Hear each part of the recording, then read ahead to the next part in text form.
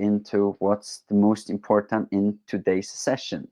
So what does it mean to create an accessible digital product?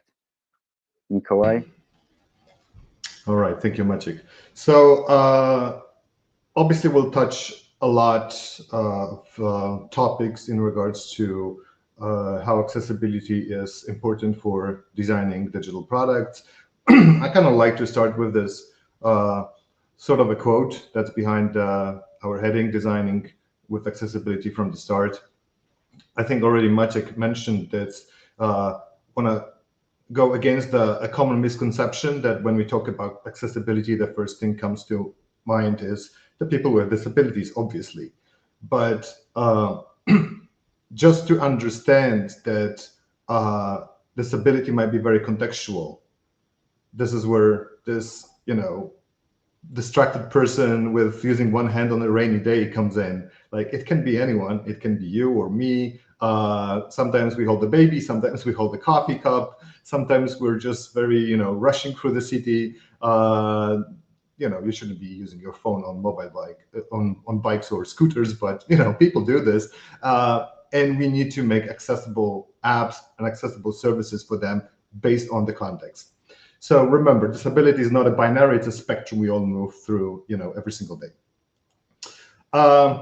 Just a little bit of statistics when it comes to people that have actual disabilities, impaired vision, or maybe they miss a limb, or whatever, they use screen readers or voice readers.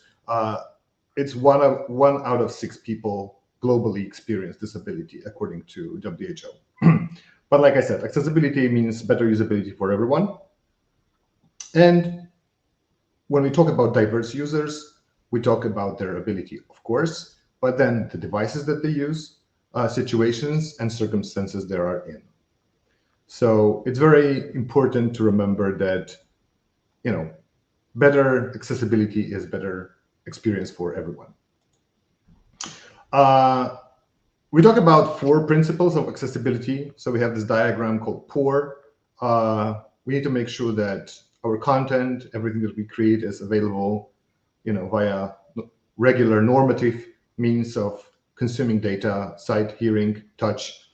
So it's perceivable, operable. We can access this information using various methods of input, from mouse to keyboard. Occasionally, believe it or not, sometimes I use my Xbox controller to actually, when I lean back and I don't really care about, being in a straight position, I just sometimes use my Xbox controller to operate my Windows machine. Understandable. This is actually for everyone. This is actually for majority of users, if not all users. Everything that's on screen should be understandable. This is something that I remember from my past experiences when, 10 years ago, when design thinking live sessions were still big, before AI and obviously, before pandemic. We would have those workshops and we would really digest and break down all the interfaces in the corporation that I was working for at the time, to make sure that it's accessible, it's labeled properly. These were very complex applications with multiple layers of information. So not your typical standard, food to order app, which is fairly easy compared to corporate platforms. And obviously they're robust, so different browsers, different devices, being this a handheld device or a typical screen. Obviously the screen resolution plays an important role. This is something that we knew, back in the late 90s, that, based on the resolution, either the content fits in or not. This is obviously the most simple one of them all, but there are many, many more. So these are the 4 principles in a nutshell. It's very important to think about accessibility at every stage of product lifecycle. We talk to people, our customers, our user base of our customers, and they always have this recognition of importance of accessibility while we're designing or we are ideating around the new product or existing product. But it's actually not true. This is something that needs to happen on every step of the entire product's lifecycle. So obviously it's important during the discovery phase, but it's also very important, while doing the development. So we'll talk a little bit about that, how the designers can really pass on the information about accessibility to the development team, so they know, what type of semantic HTML to use, where are the H1s, where are the H2s, communicate the proper structure, the colors and everything through style guides and so on and so forth. Obviously, testing is super important. Like, I might have a product that looks great, performs fast, it's well coded. If it's not tested on multiple devices, there's a big possibility that we might miss something, and some people will not be able to use it according to the goal that we set. And obviously the maintenance is also something important. Times change, products have a long, kind of a shelf life, if you will. And during the maintenance, we need to address some accessibility issues as well, which unfortunately is still not true for a lot of products on the market right now. So this is something, a study that I found online from ArcTouch, that, I'm not saying that me being an Android fan is, I'm very, very happy with Android having a bigger score than iOS, but it's still not great. It's just fair when it comes to majority of consumer products, from food delivery, payments, fitness, shopping, streaming, everything that we use, on a daily basis, is not exactly great when it comes to accessibility. So there's a room for improvement, and I think it's very important to recognize that even the biggest shareholders of the market in those sectors are not performing exactly great in terms of accessibility. Yeah, I was very surprised about that when I first see the data, and really it shows how important it is to be accessible and how big of opportunities are there on the market, especially if you think about the large volume of people that we can cater to. Yeah, I mean, it's an interesting point that you raised, because I remember, for instance, Spotify some time ago, maybe was it last year, maybe, they changed the way that people access the library. And I was the first one to go to the forums and see if other people were struggling with the changes that they introduced. And I was not the only one. People were furious with, like, where are my files? Where are my albums? Like, why cannot access them? So sometimes these are like conscious UI decisions that entities make, but sometimes they are just either poorly communicated or not properly researched. I mean, people obviously got used to those new changes; they didn't back down, but it was a struggle for some time. So sometimes, we have the saying that the better is an enemy of the good. So if something works, it's good. Don't touch it unless you absolutely feel it's necessary. Yeah, definitely. So, that also raises back to the question that it's to the point that it's important to start from the very beginning thinking accessibility. It's not only UI change, but it's something broader. Exactly right. So now we touch the first pillar of our webinar, so the color contrast and visual clarity. So obviously it's something that it's the first thing that comes to mind when we talk about accessibility. Like, what is the selection of my colors? Like, are they visible? Can people read the text? Can people see the button? Can people, have a contrasty enough elements of UI that they can use them? So first of all, obviously, use sufficient contrast. Goes without saying. We'll talk about it. But don't rely on color alone. Absolutely. And I will also expand on this a little bit. And first of all, I mean, maybe not first of all, but it was very important, simplify and declutter layouts. So I will have two layouts side by side on one of the further screens, and I will explain why the one on the left maybe is not great, whereas one on the right is just a better design, and why is it better. So Maciek already mentioned that our standard for contrast and for accessibility in terms of color and contrast today is the Web Content Accessibility Guidelines. And this is true. It's a standard that's well established, but there is a new thing on the horizon, which is still not very, it didn't penetrate the market as of yet. It's a candidate for a standard 3.0. Now we're using 2.1. And this is the APCA, or Accessible Perceptual Contrast Algorithm. So I'll show you an example in a second, like why APCA is superior to WSAG. APCA is basing on luminance instead of like just plain contrast between two elements. The luminance is very important. So obviously, the brightness of the screen, the font weight, the font size plays an important role. So whereas the current standard just measures what is the color of the text and the color of the background and matches those two together, sometimes the contrast is enough, sometimes it's not. But sometimes actually things that and I might actually move to this. So before we actually go to an example, there is just a table that shows you that the main differences between those two standards, and the APCA being on the right. So you have the measure of lightness contrast, LC, luminance.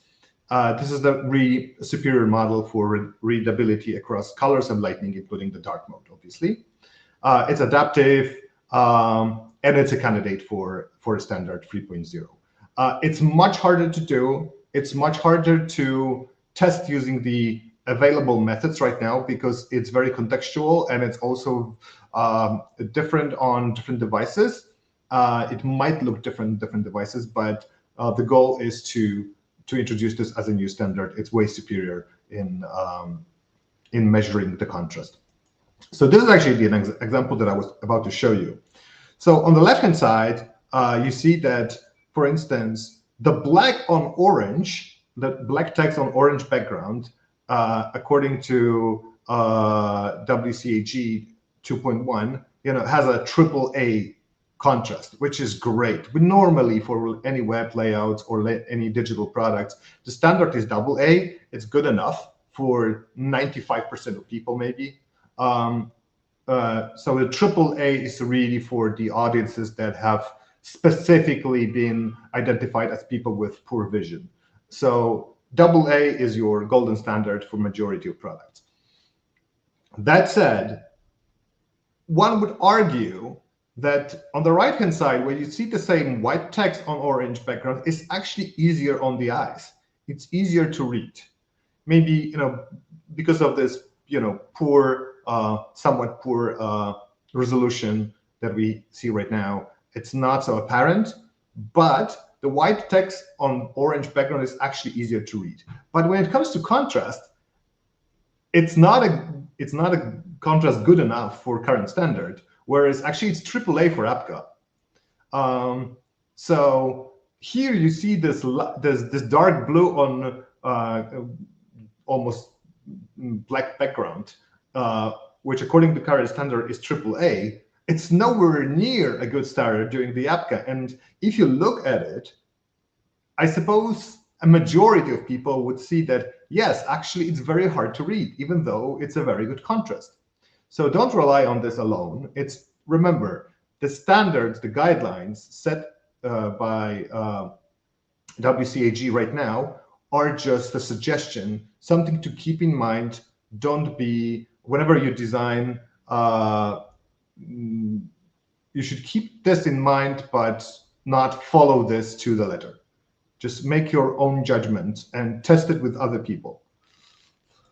So this really is about the recommendation. So the recommendation for today is, for compliance, absolutely use the current 2.1 standard.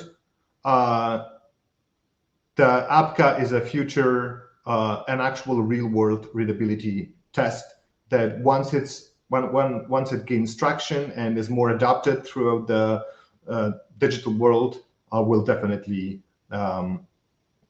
take over, and this will be our new golden standard. All right, now we talk about not relying on color alone. So there are obviously a lot of different, UI elements that people see while interacting with products, apps, and so on and so forth. So if we talk about normative people, that 90x number of people will see. So if I have this chart that shows me, whatever, in this case, it's just like different platforms and their penetration on the market. So, or like, no, it's actually the time spent. So this is the normative. This is what the majority of people see. People with protanopia, which is the, they have this explanation here, like a difficulty distinguishing, hues of red and green. Actually, it touches the men much more often than it touches women. Men are more likely to have this impairment.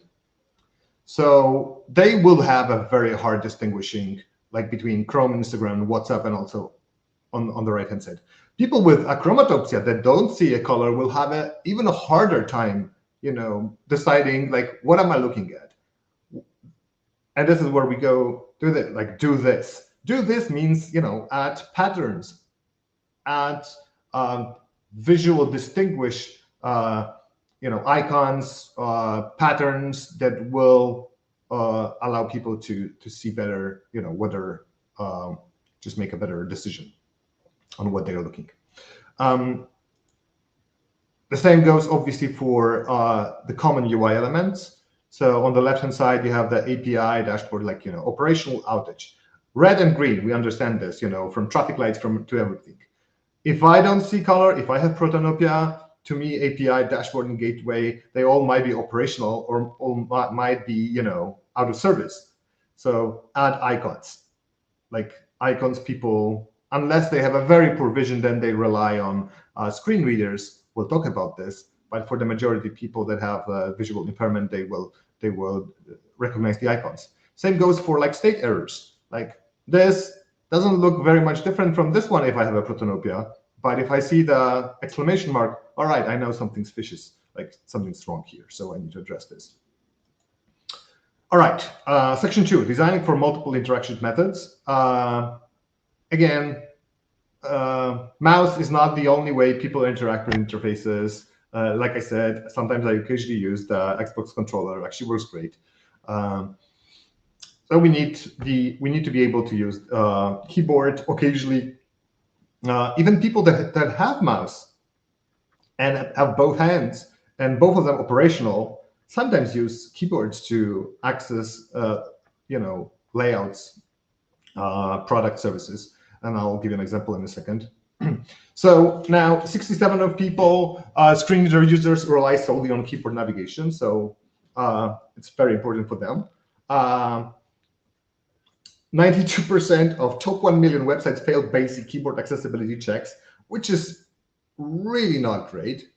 And remember that people in US, actually, maybe I should put the EU audience, but I suppose it's going to be very similar. 15% of US adults use voice assistants daily. So remember about those numbers. Whenever you feel how big your audience is, add that 15% and decide for your own, like, do I want to make business with this 15% or not? Like if you are applying for a grant or like you want to make a business with a company and you might be unlucky that the CEO of this company actually is a person that maybe has a poor vision. So just think about every single user like it's a CEO of a company that you want to make business with.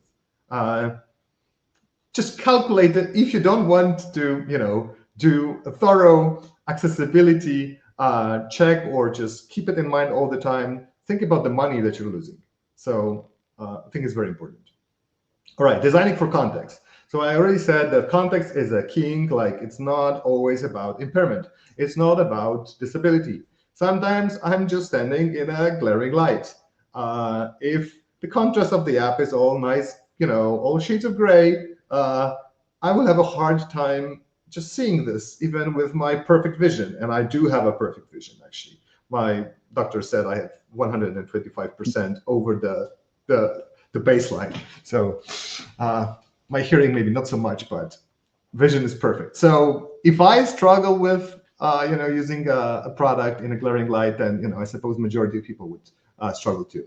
Sometimes I'm in a noise environment, I can't hear. So if I'm watching a video and I don't have my earbuds or like headphones, like would it be so hard to put subtitles for the text that's on screen?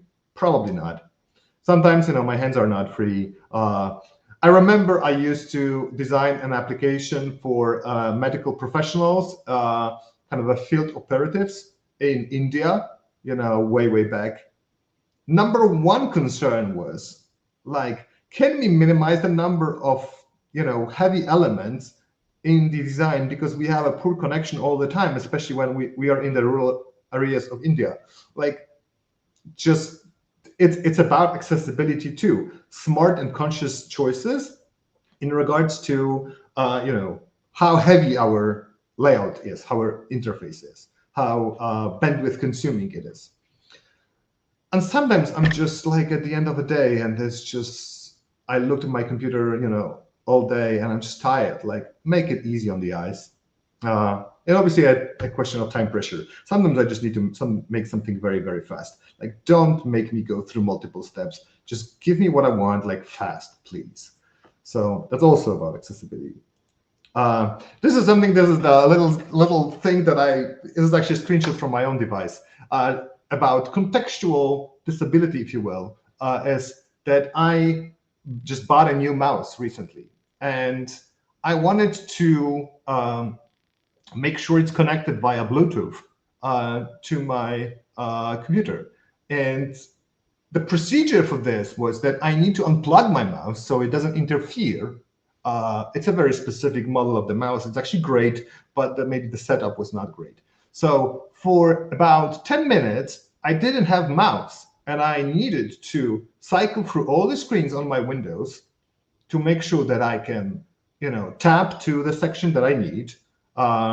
So tap, go down, shift, tap, go back. It actually works. The same works on layout. So if you don't know sometimes how, if you're still cycling through the entire layout, use shift tab and it will go back one. Then it was very hard to connect my mouse. But Windows actually, I was always a very big fan of Microsoft. They don't pay me, but I prefer Android and I prefer Windows. That's how I am. But they actually did great with making sure that it's accessible and it's easy to make sure that I can connect my mouse, cycle through all the devices that were available for connection via Bluetooth, and I just been able to plug my mouse, and then I can use my mouse again. So very contextual, and it worked great. Now, something that we all know, maybe not everyone have seen one of those images that really show what is our comfort area when it comes to operating handheld devices. Something to think about, that 49% of people use their handheld devices one-handed. Handheld devices, mostly mobile phones. 36 use them in the cradle position, and only 15% of people use it two-handedly. That really is important for designing layouts, not just making sure that the contrast and color is the way it should be, but also the position of elements. So actually, I generated this guy with Midjourney. Let's call him Jimmy. So Jimmy went on into the mountains and he wanted to have a hike. On image on the left-hand side, he actually just got very, very tired. Maybe he twisted his ankle, I don't know, strained a muscle, whatever. He's fine. But he will not go back. So he can just pick up his phone and find an app that has a help button on top of the screen and just press it with his two hands. In the situation number two, Jimmy actually is in a much worse position. So he kind of fell down from a cliff and he's clinging to it. So he can operate his phone with only one hand. And now imagine in this situation, obviously it's very extreme, but try to press the help button in the top right corner on a top section of your phone with one hand. And don't lose the phone, which in this case is literally Jimmy's lifeline. So funny as it may be, this is something that actually is very important. Like, just make sure that it's very easy, that my add to cart is not some way out of my comfort for my thumb. Just make accessible design for like daily use. All right. So these are like top 6 essentials that we need to have in order to make accessible layouts. So obviously, keyboard accessibility, we already talked about it. Touch-friendly controls, make the minimum element that you need to tap at least 44 by 44 pixels. And enough spacing so you don't interact with 2 elements at the same time. Semantic HTML and proper labeling. So, for any screen readers, voice recognition, nanotors, all of this is properly labeled, including the ARIA attributes, which I will talk about in a second. Avoid interaction method bias. So just keep it simple. Basically, this is the nutshell of this point. Like, don't introduce too many interactions for no reason. If something can be done with a simple tab, do it with a simple tab. Like, nobody will actually, that goes to me as a designer and to all the other designers. People do not really look at our designs and just feel, oh my God, it's so pretty, it's so beautiful. This animation is so great. We want something that is simple and conveys the message as a user. So obviously, as designers are users too. Definitely test it with real devices. We already talked about it, and communicate dynamic changes to all users. So this where the ARIA live regions come in. And this is something that I wanted to talk about because a lot of people don't know what ARIA live regions are. So believe it or not, while preparing for this webinar, I asked myself, how would I explain it to other people? And I asked ChatGPT to explain it to me like I'm a 7-year-old. And I will explain it like all of us are 7-year-olds. So imagine we're playing a game with a friend from school, and it's a treasure hunt. So whenever we find a treasure, it says, on the screen, there's a big label. Yay, you found the treasure. Good job. I mean, it's fun. But I also have a friend that has a very, very poor vision impairment, and they rely on screen readers. So if they find the treasure, they will not notice that they found the treasure because there is going to be a label on the screen. So whenever there is a live region to the specific event of, you found the treasure, the screen reader will actually read that, okay, you found the treasure. And the nutshell of this entire ChatGPT explaining to a 7-year-old, which I particularly loved, was this very kind of inclusive, like, and now you and your friend can enjoy the game together. Just set the baseline for what the good experience is for everyone, right? Okay, now we're talking about the clear, consistent, and predictable UIs. So something that I already said, users don't read interfaces, they scan for familiar patterns. Predictability is what makes them feel in control. That goes to all the designers out there. Think about the usage, the purpose, and give control to the users. Don't go over bells and whistles. I mean, they are nice, sure, but user experience is the king, not the UI. So we have the common UI components. So these are the components actually from the project that I was working on just recently. So just a regular set of components. Remember to have whenever you design, start with setting up those typical components. So form fields, labels, buttons, call to actions.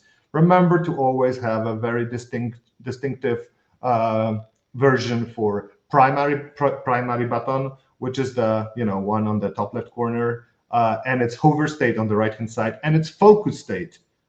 It's super important because the focus state is something that allows you to see while you're cycling through something with a keyboard.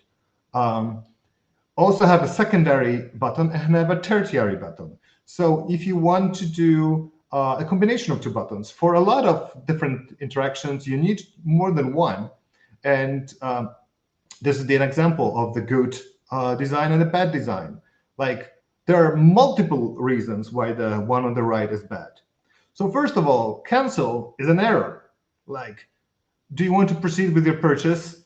Cancel is not something that, if I want to cancel my purchase, this is not an error situation. It's just that I don't want it anymore. I don't want this product. Proceed is on the right-hand side. For the majority of people, actually, the action that we feel is an expected one should be on the left, unless the entire layout is to the right. So yes, proceed and no cancel. Better copy. Like, do you want to proceed with your purchase? There is a question. So, yes, proceed, no cancel. Even without looking at the question, I know exactly, what's going to happen. Because cancel and proceed, all right, what was the question again?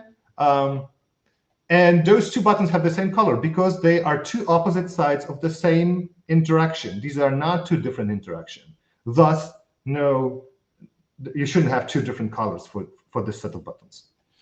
Obviously, the same goes for like labels, controls, have your default state, have your hover state, have your focus state, and have your error state. Now, layouts, decluttering layouts.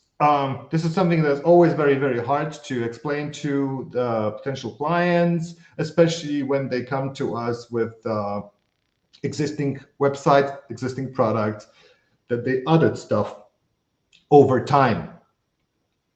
And they have a very hard time parting with those great, layouts and, models and pop-ups and, extra subscriptions. Sometimes it's just way too much. And this is this visual cognitive overload that actually takes away from experience, and people are less likely to do anything on your website if you don't have a clear, structured layout. So on the right-hand side, you see that you have a hero element. It says one big picture. This is where you want to convert most of your people. Like, if they go down, great. But just make sure that this is something that you speak to majority of your users, provide a copy, not too long, give them chance to maybe dwell on it for a second, and give them a clear call to action so they can go deeper. Then if there is a secondary number of items from the same category, if you will, then lay them out so you have a picture, you have a little bit of text. Don't press too much information on a small space. Give some breathing room, some real estate around all these components, so you don't have this visual cognitive overload. And these are basically very simple things that you should be always. Also remember, never really. Thankfully, people stopped doing this, and customers, and even better, customers stopped asking us to do this. No more like promo and subscribe, blocking you from accessing the content after a few seconds. It's very frustrating. I'm focused on something, and then a layout, changes my focus without me asking for it, which is frustrating on a very basic level. So this is something about decluttering layouts. Also, a very important thing, there are two patterns of how people interact with information. This is mostly for text, but not only. So there is an F and Z patterns. We all do this. Majority of people don't know that they do this. So F pattern is mostly for reading text. So imagine you start on the left-hand side, unless you live in, I don't know, one of the Arab countries or in Israel, where you have the Semitic languages where you read from right to left. But this is then the inverted F. You start on the left-hand side, you move to the end of the paragraph, then you go back, you go down, and then you do this again. This is how we read text. So important to structure the layout, everything that's important according to within a text. So a blog, a description of a product, in this particular order. When it comes to the Z layout, Z pattern, it's mostly for this, everything that's before the fold, before you scroll down. So you start on the left-hand side, you move to the right, then you move to diagonally to the left bottom, and then you move to the right again. So this is this pattern.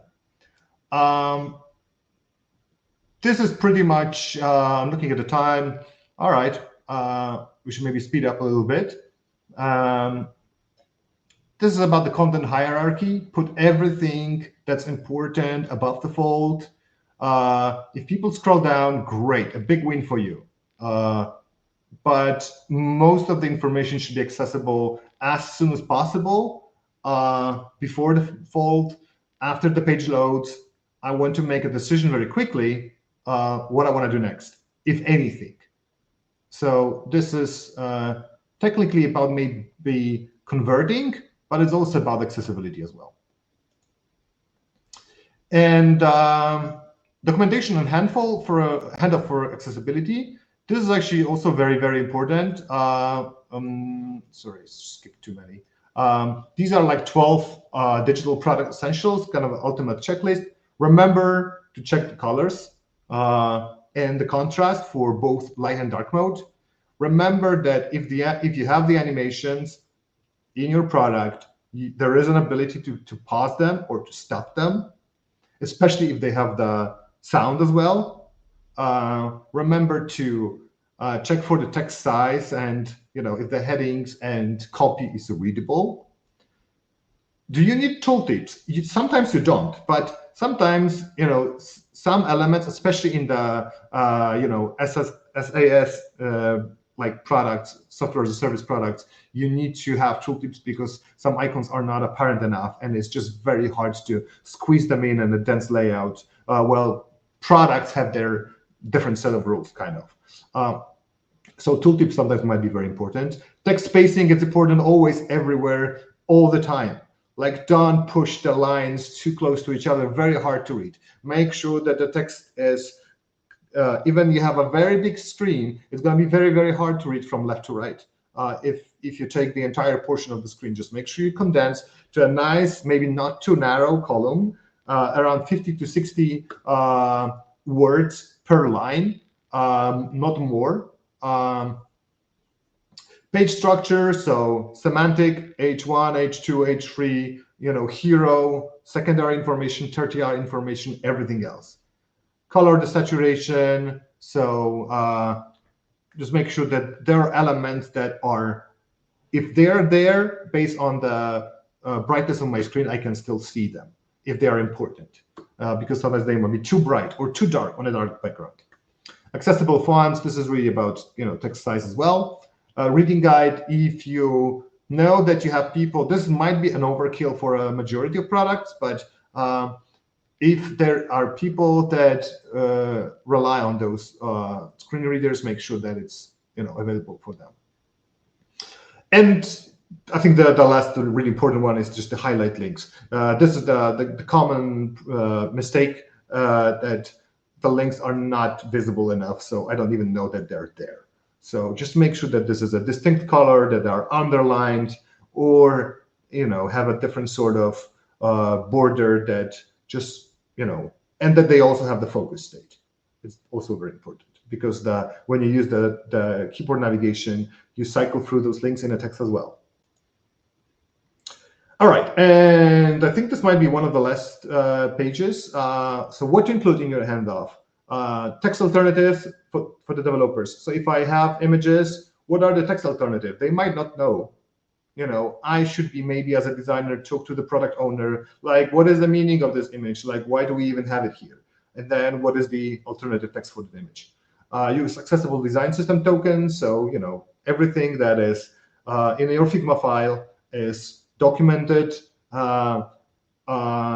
It's named properly. So once they switch to the developer mode, they can see what's in there and quickly find everything that they need. And that it's also searchable in your component style library. Keyboard navigation, already we talked about it. H1, it's content structure, we already talked about it. Color and contrast info, so remember at least AA. Include checklists and annotations in design. So this is actually very important, especially when you have a product that just quickly grows and there's number of tokens and screens and wireframes just goes exponentially. Even you as a designer might sometimes lose have hard time making sense of why I even have this screen there. Like, what was the original context? So just make some comments, and remember that you need to have a focus state for every clickable element that you design. Collaborate with designers during the reviews. So just pretty much be there for them whenever they ask you about something. Don't say just go to the design file. Like, if they have a legitimate question, help them out, walk them through the design. Like in X5, we had this practice of maybe once the design phase is completed or part of it, we have a walking session with the developers. All right, this is this and that. This is the rationale for this screen and for this screen.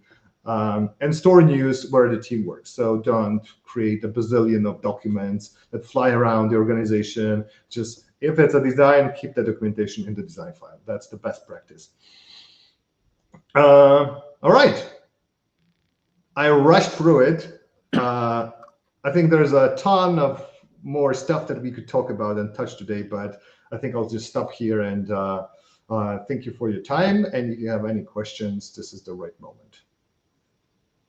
Yeah, thank you so much, Mikołaj, for walking us through all of these design principles. And yeah, there was a lot of it, so I'm sure there will be some additional questions following up now or afterwards if you want to contact us in regards to any accessibility related questions and design related questions. Feel free to do so. Now, let's see. Okay. So while we wait for some questions from our audience, I wanted to ask you about, Mikołaj, one thing is, well, we know that accessibility is about inclusion. So how do we ensure like gender inclusion with accessible design?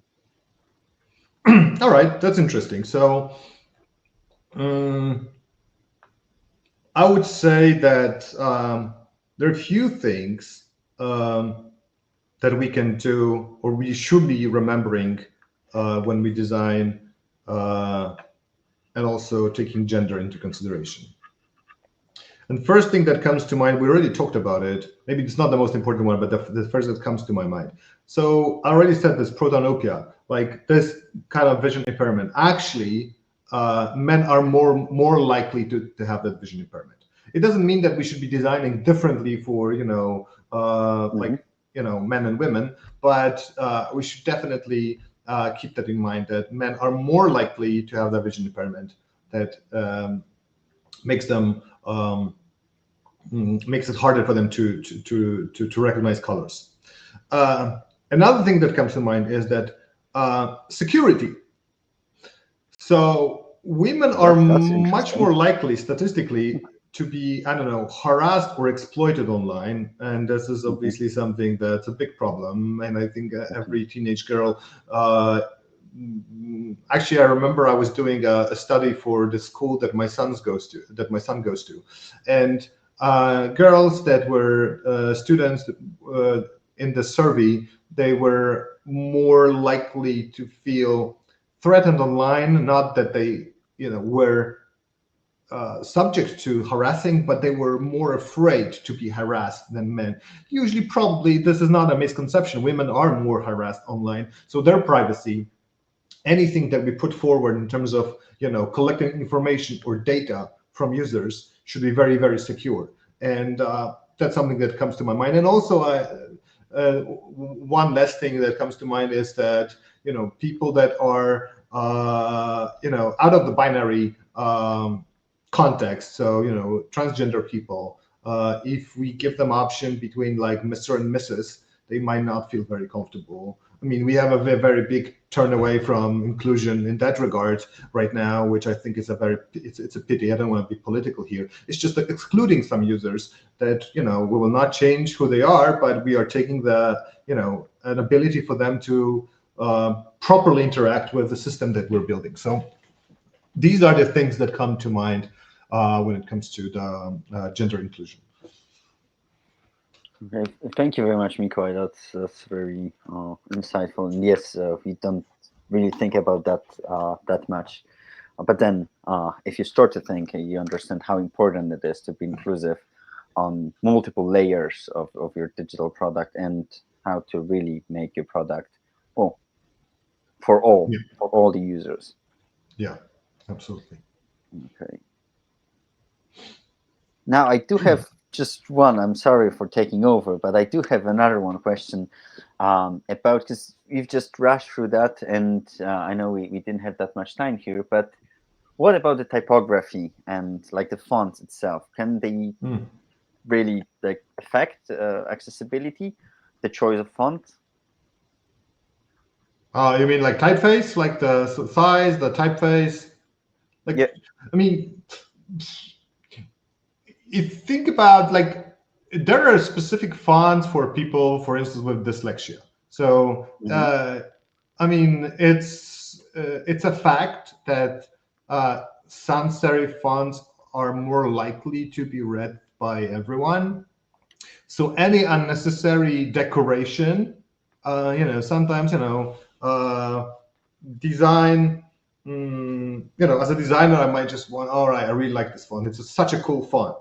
Hmm. It I need to justify the decision. So do I really want to have that font?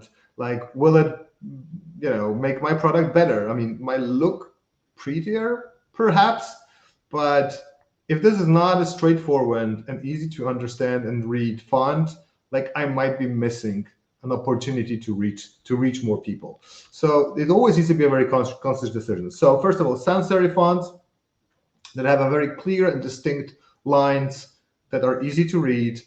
It's going to be much easier for people with dyslexia, and I suppose you can always supplement some of the fonts with the ones that are, for people that struggle with reading.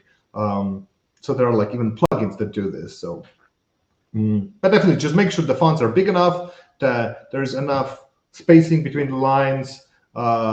The weight of the font is it's not too thin, not too bold. Just go for that sweet spot. Got it. So thank you very much. I understand it's sometimes, well, a difficult decision, especially for designers, so that you really like something, but then it's definitely more important to make it accessible for your audience rather than just have a fancy and shiny design. We have a question also from Sanjay. Should I use specific tools for testing? Well, so maybe let me, Mikhail, do you want to answer that? No, you Magic, you take over. I think Okay, I just you're wanted to. perfectly well equipped to answer this question. Sure. So, Sanjay, what I would recommend is really going to the first webinar we had, where we would, of course. So, well, short answer is yes. We usually work with Wave and then use different tools that like that assess the whole accessibility of your website. So more robust tools that allow you to access the whole accessibility to audit whole accessibility of your website. But then what is important is that it's not only about the tools, but it is also about the or human eyes behind that, so to understand the context, because very often the tools do not understand the broader context, and there might be a graphic that is informative but is not does not have the labels, or the other way around, a graphic that is just decorative but it does have labels. So it's important to really have a human with their well, knowledge and empathy that will also review apart from those tools. So we believe that it's a very good starting point to start with the tools, but then at like a thorough review would require also someone experienced in assessing accessibility. And the first our first webinar, and I strongly encourage to take a look, and still it's on our LinkedIn. Our colleague from X5 dives deep into how to assess using those tools. Yeah, exactly right. And also, like, you asked Sanjay about the tools. Obviously, I covered mostly during the design phase. There's a lot of tools to make sure that, even right now, Figma has actually, when you pick the colors and just, put them in specific backgrounds, you have the ability to see if the contrast is good enough. But there's obviously there's a ton of plugins that do the same thing. So majority of when it comes to building new products, majority of that accessibility in terms of color and design and contrast is done during the design phase. But then obviously tools that you mentioned and the Maciek said and Agnes on our previous webinar, they will help you. I personally use Wave. That would be my tool of choice. But yeah, just as Mikhail said, multiple of different Chrome extensions allow you to check the accessibility on the fly. But just to put an emphasis on that, this is not enough to make the site fully accessible. Okay. Yeah. Okay. So I see we have posted the link to the previous webinars. So please take a look into that. And yeah, that will also to your comments, Sanjay. That's why it's very important that we have that. Actually, not only rely on tools, especially that they might be giving some different results, then just have a human expert that will be able to really understand the accessibility guidelines. Okay. So do we have anything? Any other questions? Okay, I see. Oh yes, so Sanjay, we would well maybe just start with Wave. This is the one that is we use throughout with here at X5.